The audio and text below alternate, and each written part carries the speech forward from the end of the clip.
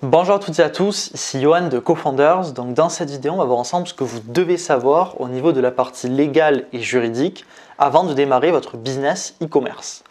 Donc je fais cette vidéo parce que j'ai reçu beaucoup de questions de la part de personnes qui me disent Johan, moi je souhaite démarrer mon business e-commerce, mais je me pose beaucoup de questions au niveau de la partie légale, juridique. Est-ce que je dois créer une société?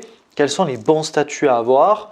Comment je fais pour pouvoir payer mes impôts? Quelles sont les différentes taxes que je vais devoir payer? Comment je vais faire pour être conforme au niveau du RGPD, c'est-à-dire la politique de confidentialité instaurée par l'Union européenne pour les personnes tout simplement qui vont se rendre sur notre site.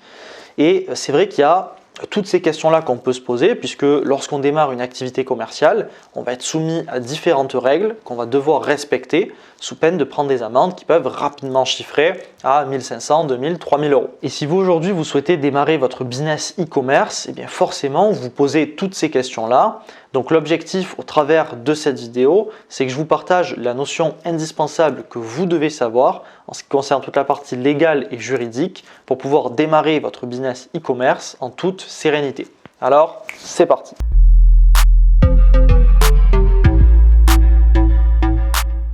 Tout d'abord, pensez à vous abonner à la chaîne si ce n'est pas déjà fait et activer les notifications juste en dessous pour être tenu au courant de toutes nos prochaines vidéos. Alors la meilleure façon d'être 100% légal lorsque vous démarrez votre business e-commerce, et ça va représenter vraiment tout ce que vous devez savoir à votre démarrage, ça va être de ne pas vous prendre la tête avec tous ces aspects juridiques et légaux et de les reporter à plus tard. Qu'est-ce que je veux dire par là?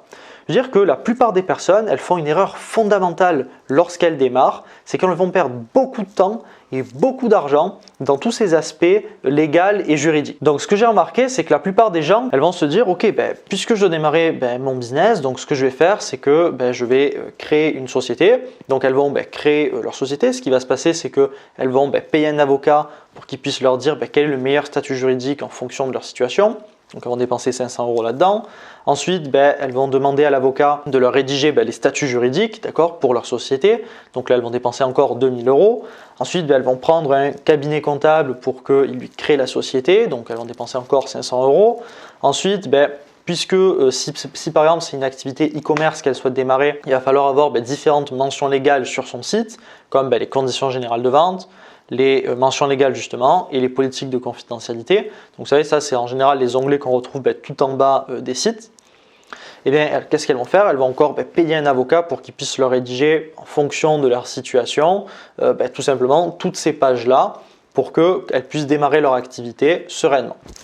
Le problème quand on fait ça, c'est quoi? C'est qu'elles vont dépenser 10 000 euros pour pouvoir être OK au niveau légal et juridique, alors qu'elles n'ont même pas encore démarré leur activité. Elles ne savent même pas si leur business va gagner de l'argent, qu'elles ont déjà dépensé 10 000 euros pour pouvoir tout simplement dire « Ok, je suis 100% légal ». D'accord? Et ça, c'est une grosse erreur. D'accord? Parce que d'abord, ça n'a aucun sens que de payer tout simplement différentes choses au niveau de la légalité et pour être OK au niveau juridique, des avocats, des experts comptables, etc. alors qu'on ne sait même pas si on a un business qui gagne de l'argent. D'accord? Ça n'a aucun sens. D'accord? Au contraire, qu'est-ce qu'il faut faire? Il faut toujours commencer par gagner de l'argent et ensuite se mettre OK au niveau du légal et du juridique. Si on procède de cette façon-là, eh bien qu'est-ce qui se passe? On ne va pas avoir à payer tous ces frais-là, donc on va pouvoir démarrer avec beaucoup moins de frais, d'accord? Puisque ces personnes-là vont dépenser 10 000 euros là-dedans, rien que pour savoir si elles sont OK au niveau légal et juridique. Alors que si on procède pas de cette façon, d'abord on commence par gagner de l'argent, et bien en fait d'abord on va pouvoir démarrer avec un capital beaucoup plus léger, et ce qui va nous permettre de tester plus rapidement et de voir si on gagne de l'argent. Ensuite, il faut bien se mettre un truc en tête, d'accord? C'est que lorsqu'on démarre un business, une activité commerciale, il n'y a personne qui va venir vous tomber dessus parce que vos conditions générales ne sont pas exactes, parce que vous n'êtes pas encore déclaré exactement de telle façon.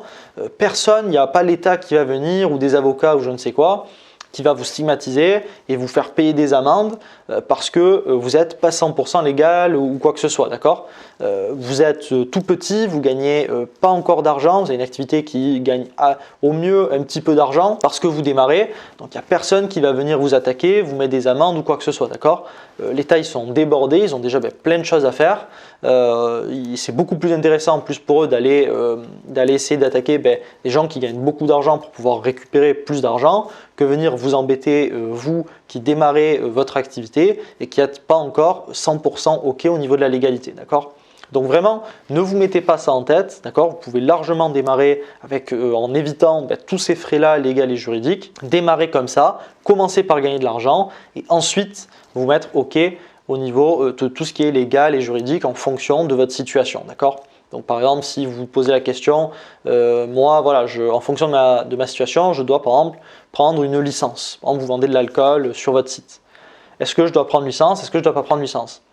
Bon, ben, vous ne posez pas cette question, d'accord? D'abord, commencez par vendre, d'accord? Gagner de l'argent.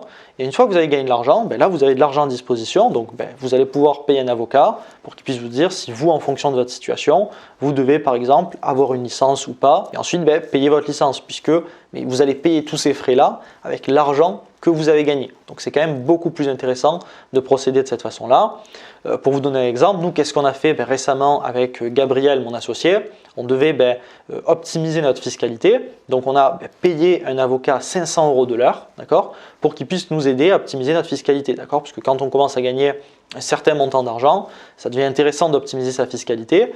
Donc, pour nous, même si c'était cher de payer 500 € l'heure l'avocat, eh bien, il nous a quand même aidé à optimiser notre fiscalité et ça valait le coup. Mais si on avait payé ça dès le début, d'accord, parce qu'on se serait dit, ok, peut-être dans telle situation, à tel moment, on va gagner tant d'argent, donc en fait, il faut commencer à savoir comment faire pour optimiser la fiscalité. Bon, ça n'a aucun sens, d'accord, on aurait perdu 500 € là-dedans, alors qu'on ne savait même pas si on allait arriver où on en est aujourd'hui. Et ce qu'il faut savoir, c'est que quand je vous dis ça, cette méthode-là, c'est pas moi qui l'invente, d'accord, c'est une méthode que la plupart des gros entrepreneurs ont suivi, d'accord.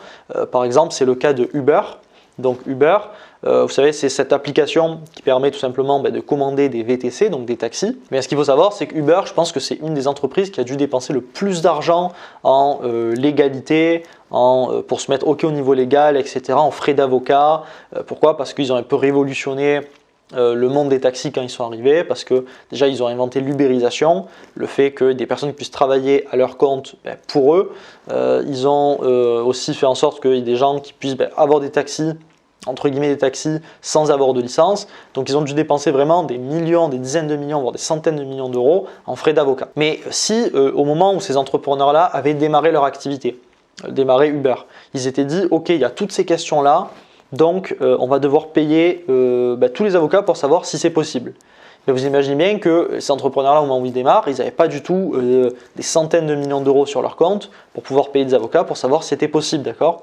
Donc qu'est-ce qu'ils ont fait? D'abord, ils ont créé leur concept, leur application. Ils ont commencé à gagner de l'argent avec leur business et au fur et à mesure qu'ils ont gagné de l'argent, eh bien, ils se sont mis à chaque fois, ils ont à chaque fois payé des avocats pour se mettre OK au niveau légal et juridique en fonction de leur situation, d'accord? Mais encore une fois, avec l'argent que leur business leur permettait, avec l'argent que leur business générait, d'accord? Ils n'ont pas payé ça de leur poche. Donc vraiment, si vous aujourd'hui vous souhaitez démarrer un business e-commerce, moi ce que je vous conseille, c'est d'abord de trouver votre niche, de créer votre offre, ensuite d'obtenir vos clients. Donc de commencer tout simplement à générer de l'argent et ensuite vous poser toutes ces questions qui sont légales et juridiques et vous verrez que ça fonctionnera beaucoup mieux comme ça. Donc bien sûr, attention, je ne dis pas qu'il ne faut pas être légal ou quoi que ce soit.